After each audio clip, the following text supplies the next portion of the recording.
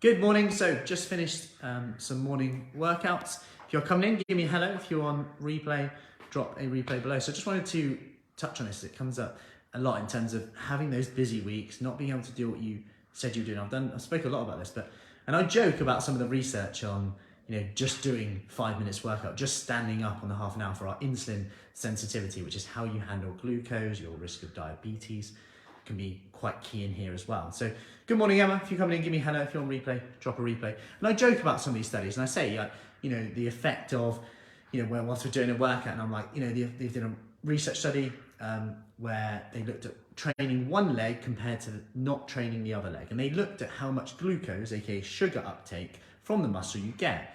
And they showed that even just after one exercise, so one exercise session, I think the exercise session was about 60 minutes, but 1 hour's exercise session, like 24 to 48 hours after, there was around, on average, a 50% increase in glucose uptake. So how receptive that muscle cell is to taking glucose out and almost doing insulin a favor, which is the hormone which helps shuttle sugar into cells, which we know in type 2 diabetes over a long period of time, we become resistant to this hormone, or our pancreas, which releases the hormone, just kind of tires out a little bit, in short.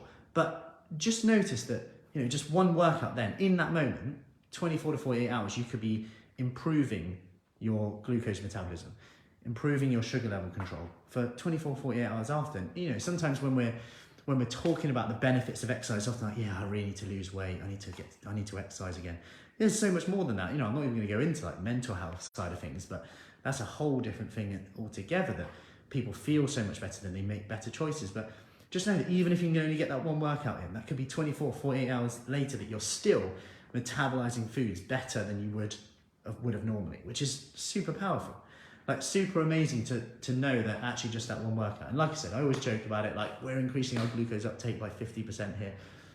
But, the evidence is there. And I think we should share this more, that actually don't have to have the perfect week. And actually getting that one workout in, even in a week, is a very good thing. It's a very positive thing from a health point of view. And just to really kind of put this into perspective, if you think about it, let's say insulin is the hormone which is like a key, okay? And it's like a key, it unlocks the cell, then the sugar goes in. Now, obviously we need more and more insulin to put more sugar in the cells, if that's the case. And our cells also need to not be rusty. So if the locks are rusty, they're not gonna open, right? So our body just goes, our sugar levels are still high, make more insulin. Our body just kind of wears out a little bit, in short.